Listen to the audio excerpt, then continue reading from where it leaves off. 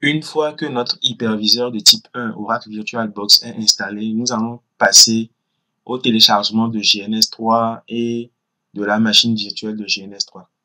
Donc, pour télécharger GNS3, il faut accéder au lien URL gns3.com et une fois sur cette page, normalement, avant de procéder au téléchargement, en cliquant sur le bouton Free Download ici, vous devriez normalement vous connecter sur le site de GNS3. Donc, dans la section Download sur la page de GNS3, nous avons GNS3 disponible pour les systèmes d'exploitation suivants, Windows, Mac et puis Linux. Donc, je vais cliquer sur le bouton Download ici pour essayer de télécharger la version 2.2.12 de GNS3. Donc, ici, on me demande de m'authentifier ou bien de me connecter avec mon compte GNS3. Cela veut dire que normalement, avant de commencer le téléchargement de GNS3, vous devrez avoir un compte sur le site web de GNS3. Donc, si vous n'avez pas de compte sur le site web de GNS3, cliquez sur Create Account ici pour vous créer un compte sur le site web de GNS3. Sinon, si vous en avez déjà, il suffit juste de cliquer sur le bouton Login et de saisir vos paramètres d'authentification.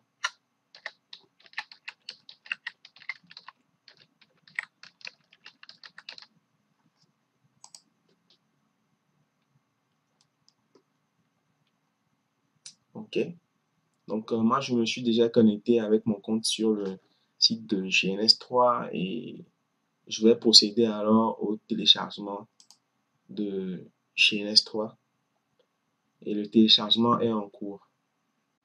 Une fois que le téléchargement de GNS3 est terminé, nous devrons aussi télécharger la machine virtuelle de GNS3. Donc, pour télécharger la machine virtuelle de GNS3, défilez la page vers le bas et cliquez sur ce lien pour pouvoir télécharger la machine virtuelle de GNS3. Donc, pour télécharger la machine virtuelle de GNS3, vous devez voir dans la liste ici quel est l'hyperviseur de type 2 que vous avez installé sur votre système d'exploitation. Donc, si vous avez installé l'hyperviseur VirtualBox, il faut alors télécharger la machine virtuelle de GNS3 avec ce lien. Et le téléchargement est en cours. Si sur votre machine, vous avez plutôt installé VMware Workstation ou bien VMware Fusion, Fusion, je rappelle que Fusion, c'est pour les machines qui tournent macOS. Il faut aussi retenir que la version de la machine virtuelle de GNS3 doit être identique à la version de GNS3. Sinon, la communication entre GNS3 et sa machine virtuelle ne pourront pas passer. Donc, jusqu'à présent, nous attendons à ce que le téléchargement de la machine virtuelle de GNS3 soit terminé pour qu'on puisse installer cette machine virtuelle dans VirtualBox. Pendant ce temps, nous allons commencer à installer GNS3. Donc, nous allons commencer à installer GNS3. Pour ce faire, on va accéder à notre dossier de téléchargement. On a le fichier de GNS3 ici, GNS3-2.2.12. Et nous allons faire un clic droit dessus et l'exécuter en tant qu'administrateur. Nous allons accepter. Et la fenêtre d'installation de GNS3 s'ouvre. Nous allons cliquer sur Suivant et aboutir à cette page de licence. Nous devons normalement la lire étape par étape, mais allons rapidement en cliquant sur le bouton Accepter. Et là, nous avons le nom sous lequel GNS3 doit apparaître dans le menu de démarrage, c'est GNS3. OK.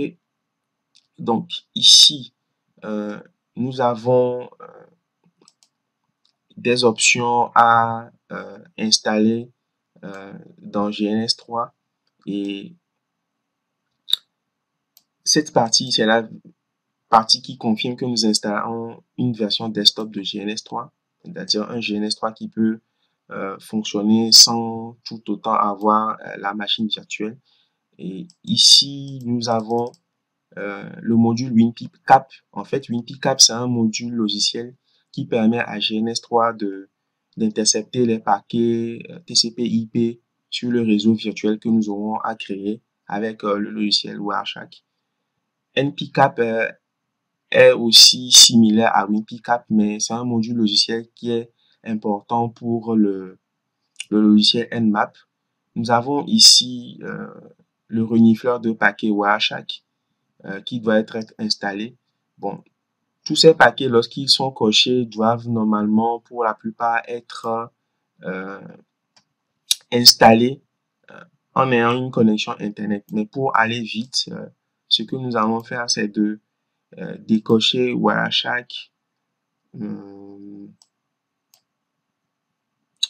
Tight VNC Viewer et puis SolarPutty, parce que si nous en avons besoin, nous allons les installer individuellement. Donc, si vous devez émuler les routeurs Cisco, vous avez besoin de Dynamips. Et QEMU nous servira pour émuler les équipements hasard ou bien même les équipements microtiques. Okay?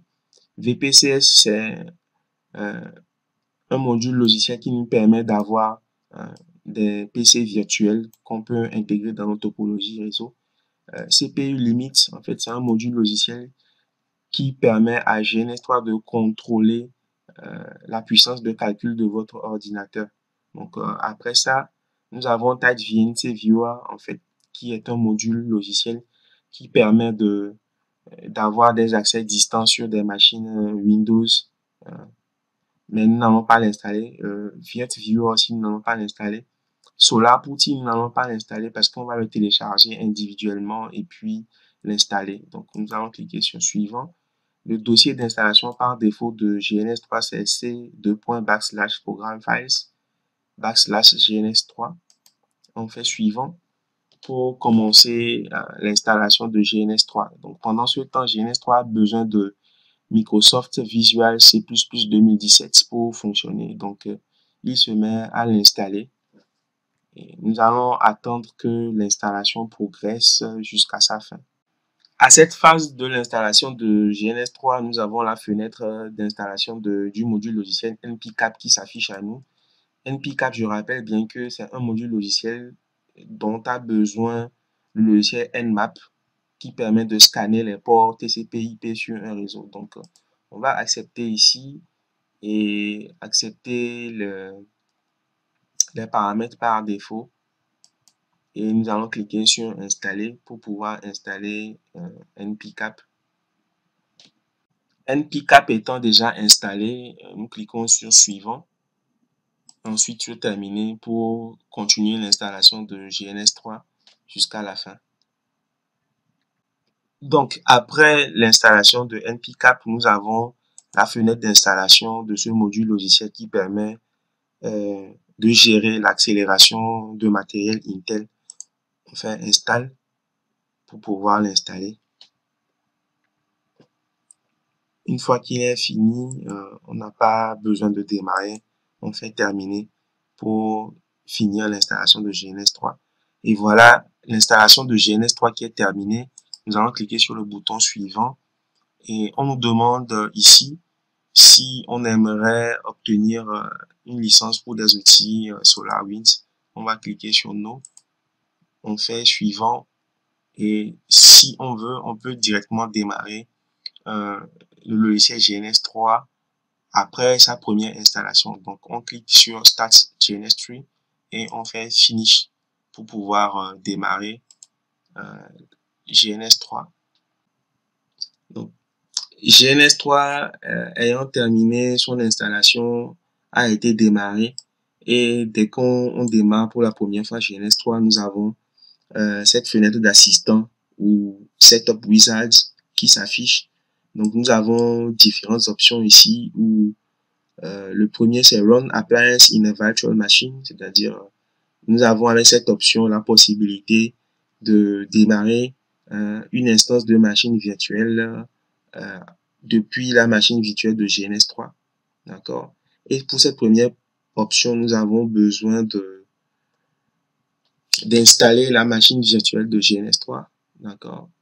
Nous avons aussi cette deuxième option où c'est écrit Run Appliance on my local computer, c'est-à-dire tourner les machines virtuelles sur mon ordinateur local.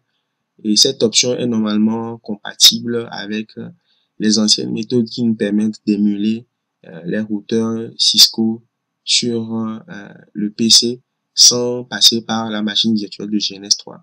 Donc, cette dernière option aussi, Run Appliances on a Remote Server, cette option en fait est destinée aux utilisateurs avancés et permet par exemple de déployer la machine virtuelle de GNS3 sur une machine